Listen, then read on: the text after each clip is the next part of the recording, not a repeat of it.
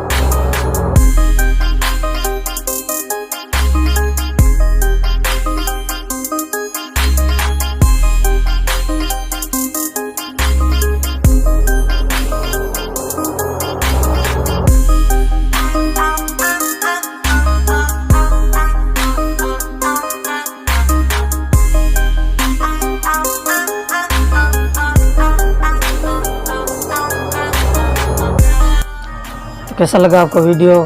अगर वीडियो अच्छा लगे तो इसे लाइक कमेंट से सब्सक्राइब कर देना और शेयर करना सोशल मीडिया पे। तो और कुछ नहीं, मिलते हैं नेक्स्ट वीडियो पे, तब तक के लिए जय हिंद, वंदे मातरम।